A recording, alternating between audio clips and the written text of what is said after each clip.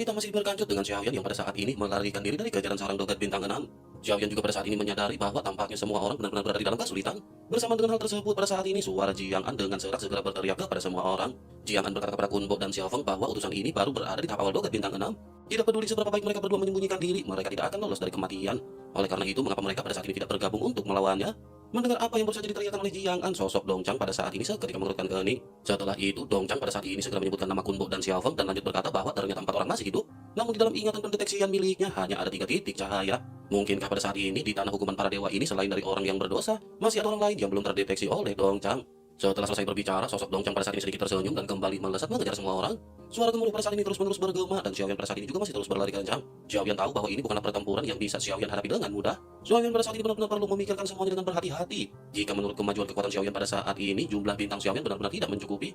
Dengan 75.000 bintang di tahap awal dogat bintang 3, Xiaoyan pada saat ini setara dengan total bintang 150.000. Bahkan jika dibandingkan dengan seorang dogat bintang 5, kekuatan dari lautan bintang Xiaoyan ini masih belum sebanding. Terlebih lagi menurut apa yang dikatakan oleh Jiang An bahwa dogat bintang 6 lah yang pada saat ini mengejar mereka. Dengan begitu, meskipun sosoknya berada di tahap awal dari dogat bintang 6, setidaknya akan ada 7 atau bahkan 8 juta bintang di dalam lautan bintang miliknya. Kesenjangan kekuatan mereka pada saat ini benar-benar tidak ada bandingannya dengan seorang dogat bintang 6. Sementara itu pada saat ini di sisi lain, ekspresi Kung Bo benar-benar terlihat suram dan tidak menentu. Kun Bo secara alami tentu saja telah mendengar raungan yang baru saja dilontarkan oleh Jiang An. Sosoknya pada akhirnya menggertakkan gigi dan bergumam bahwa Jiang An telah menyebutkan namanya. Jika begitu permasalahannya, maka Kun Bo pada saat ini hanya bisa bergegas untuk bertempur hingga Moka. Setelah itu sosoknya pada saat ini segera berbalik dan bergegas menuju ke lorong tempat dari mana asal suara Jiang ya berasal. Kun Bo pada saat ini benar-benar tidak berpikir untuk melarikan diri. Nama keluarga Kun Bo baru saja disebutkan oleh Jiang ya, dan jika begitu permasalahannya, meskipun Kun Bo melarikan diri, kemungkinan besar klannya akan dimusnahkan.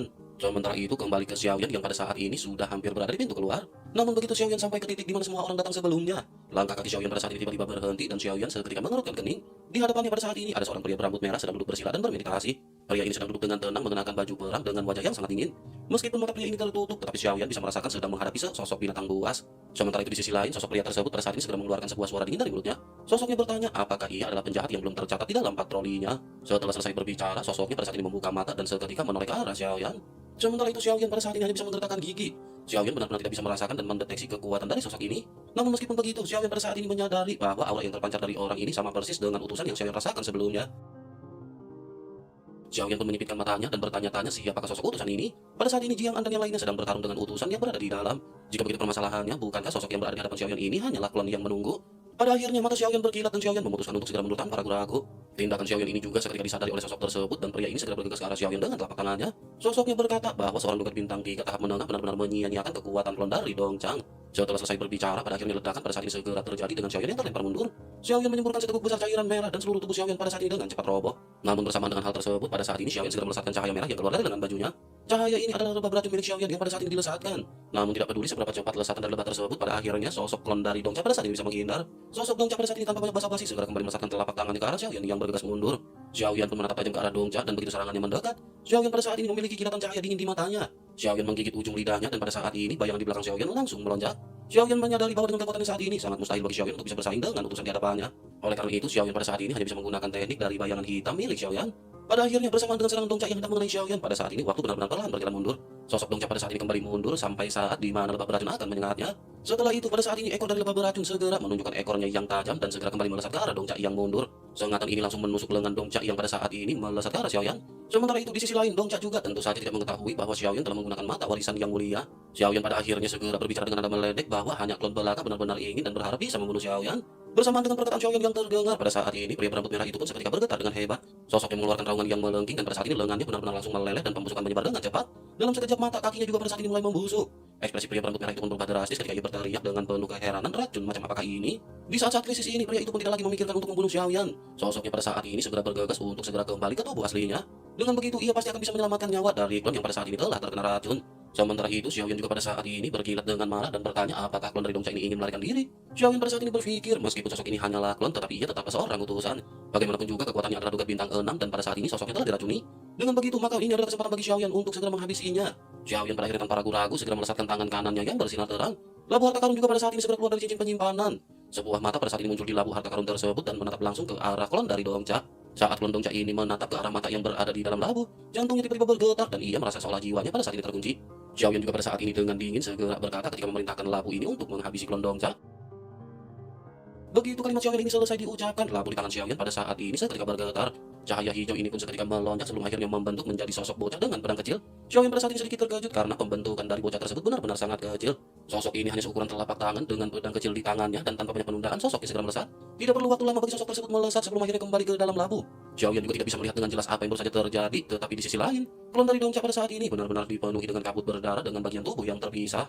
Tanpa kesempatan untuk melawan pada saat ini tubuh dari klon Dongcha benar-benar langsung roboh dan vitalitasnya benar-benar telah dihancurkan. Xiaoyan pun menghela nafas dingin setelah melihat adegan tersebut. Xiaoyan pada saat ini benar-benar baru menyadari kekuatan dari labu tersebut benar-benar sangat menakutkan. Namun meskipun begitu, yang dihadapi oleh Xiaoyan pada saat ini hanyalah sosok tubuh tiruan dari Dongchang.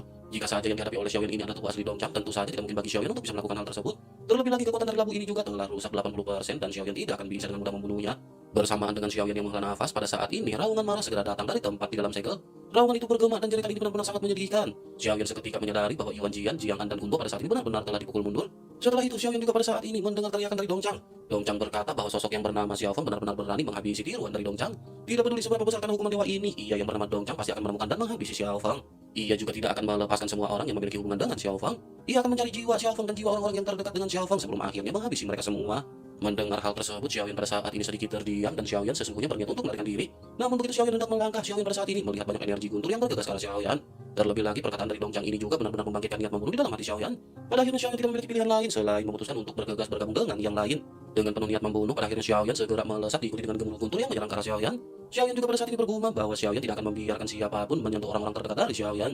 Oleh karena itu pada saat ini mereka harus melihat apakah Dogat Bintang 3 akan bisa menghabisi Dogat Bintang 6. Setelah itu Xiaoyan pada akhirnya segera berteriak kepada Jiang An, Yuan Jian dan Kunbo. Xiaoyan berteriak jika mereka semua masih hidup dan bisa bertahan, maka mereka harus menahan Dongchang dengan seluruh kekuatan mereka. Sebarkan kekuatan mereka dan beritahu di mana posisi mereka berada, dan Xiaoyan akan mengarahkan lautan guntur di belakangnya untuk menghabisi Dongchang. Begitu suara Xiaoyan menyebar pada saat ini, ketiga sosok yang telah dipukul mundur oleh Dongchang menjadi semakin bersemangat. Ketiganya pada saat ini memiliki ekspresi muram dan mereka benar-benar telah terluka. Namun mereka tidak memiliki pilihan lain selain terus bertempur dan ketiganya pada saat ini kembali berdiri. Jiang An juga pada saat ini dipenuhi dengan amarah ketika menatap ke arah Dongchang. Dapat terlihat pada saat ini dendam dari Jiang An benar-benar melonjak dari dalam hatinya. Jiang An pada akhirnya berteriak kepada Dongchang bahwa bahkan jika Jiang An wafat hari ini, Dongchang harus membayar semua perlakuannya dengan harga yang setimpal. Setelah selesai berbicara, Jiang An pada saat ini segera mengeluarkan teknik khusus miliknya dan berubah menjadi pohon besar.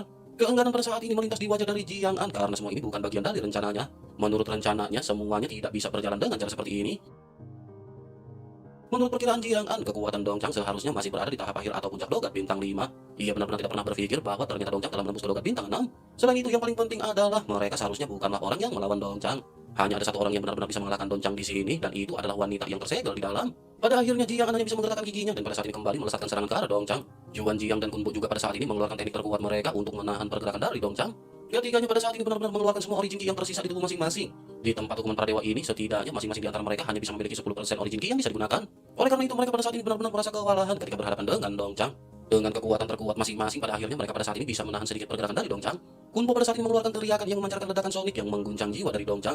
Dongchang pun seketika terdiam dan bersamaan dengan hal tersebut, situasi ini dimanfaatkan oleh Yuan Jian yang menebaskan pedangnya ke dada Dongchang. Bersamaan dengan hal itu, pada saat ini sosok Xiaoyan juga bergegas dan Xiaoyan segera bergabung dengan semua orang. Begitu Xiaoyan datang pada saat ini, Jiang An segera berkata bahwa mereka harus menjalankan sesuai dengan rencana awal mereka. Semua orang pun mengangguk dan Kunbo pada saat ini segera berkata bahwa ia tahu tempat di mana Lei Ji disegel, bahwa ia bersama dengan mereka dan ia akan menunjukkan jalannya kepada mereka. Mendengar hal tersebut, semua orang pada saat ini menganggukkan kelapa masing-masing dan Xiaoyan segera menarik Kunbo untuk bergegas. Yuan Jian dan Jiang An yang terluka juga pada saat ini bergegas mengikuti pergerakan dari Xiaoyan. Adapun mengenai Dongchang, pada saat ini pikirannya benar-benar telah tertusuk oleh suara aneh dari Kunbo. Sebelum ia sempat pulih, pada saat ini sosok Dongchang benar-benar telah dikerumuni oleh banyak guntur kuat. Xiaoyan juga pada saat ini sedikit menoleh sebelum akhirnya Xiaoyan segera melemparkan batu 3 warna dari lengannya. Ini adalah batu sumber energi 3 warna yang Xiaoyan ambil dari Guozhen. Kekuatan yang kuat pada saat ini disiapkan oleh Xiaoyan untuk menghalangi Dongchang yang akan terbangun. Xiaoyan pada akhirnya kembali melesat bersama dengan yang lain. Mereka semua pada saat ini tidak bisa membuang-buang waktu karena Dongchang hanya akan tertahan untuk sesaat. Bagaimanapun Dongchang adalah Dogat Bintang 6 dan kekuatannya sangat luar binasa. Semua orang pada akhirnya menggunakan semua origin ki di dalam tubuh mereka untuk melesat lebih cepat. Pada akhirnya semua orang pada saat ini sampai di tempat yang mereka tuju. Mata mereka semua pada saat ini segera tertuju pada sosok gadis yang dikekang oleh rantai baja. Xiaoyan juga pada saat ini menatap ke arah gadis cantik yang sedang berlutut dengan mata terpejam. Meskipun gadis tersebut pada saat ini dihalangi oleh banyak baja, tetapi hal tersebut benar-benar tidak bisa menutup kecantikannya. Namun Xiaoyan pada saat ini tidak memiliki waktu untuk mengagumi kecantikan dari gadis tersebut. Sementara itu di sisi lain pada saat ini Yuan Jian segera berteriak sepertinya sosok ini seharusnya adalah penjahat kuat yang bernama Lei Ji.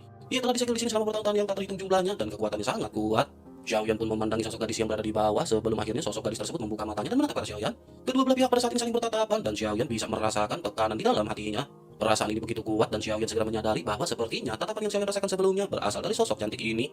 Selain itu, kekuatan guntur yang sangat besar juga membuat lautan guntur Xiaoyan pada saat ini seolah-olah tidak memiliki kekuatan. Di sisi lain, Jiang An pada saat ini segera menekan dadanya dengan tangannya.